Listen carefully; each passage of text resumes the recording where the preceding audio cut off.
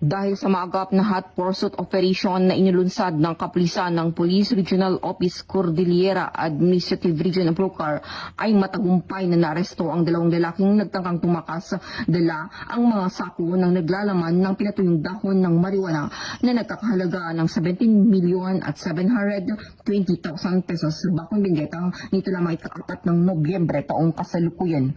Ayon sa ulat ng First Benguet Provincial Mobile Force Company at Benguet Police Provincial Office, sila ay nagsasagawa ng checkpoint operation sa Sitio Gordian, Barangay Gambang sa nasabing bayan nang mapansin nila ang isang sasakyan na papalapit sa checkpoint. Ngunit sa halip na tumuloy ay bigla itong umikot at bumalik patong barangay Ampusungan, Bacon.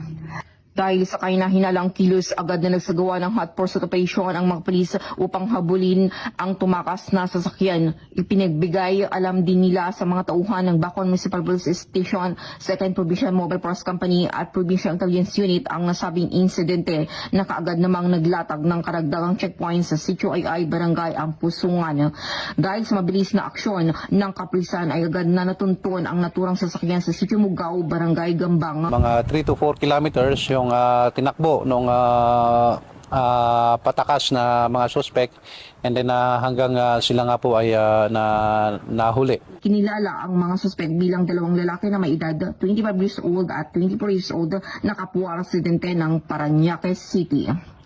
Sa isinagawang inspeksyon sa loob ng sasakyan, natuklasan ang ilang sako ng tubular nets na puno ng pinatuyong dahon ng marijuana.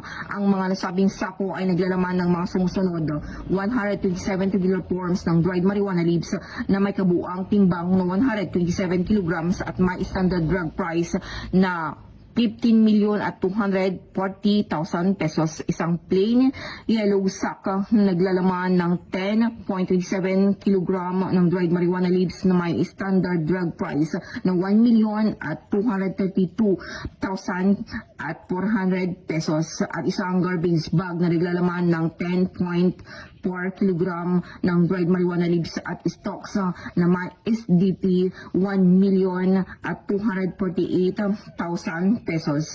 Ang mga suspeka at mga nakumpiskang ebidensya ay dinala sa kustudiya ng Bacon Municipal Police Station para sa dokumentasyon at wastong disposition. Sasampahan ang mga suspek ng kasong paglabag sa Republic Act 9165 o Comprehensive Dangerous Drugs Act of 2002. Mula dito sa Riyon ng Cordillera, ako ang inyong PNN correspondent, Police Master Sergeant Lenny Valerio, alagad ng batas, tagataguyod ng Balitang Pulis.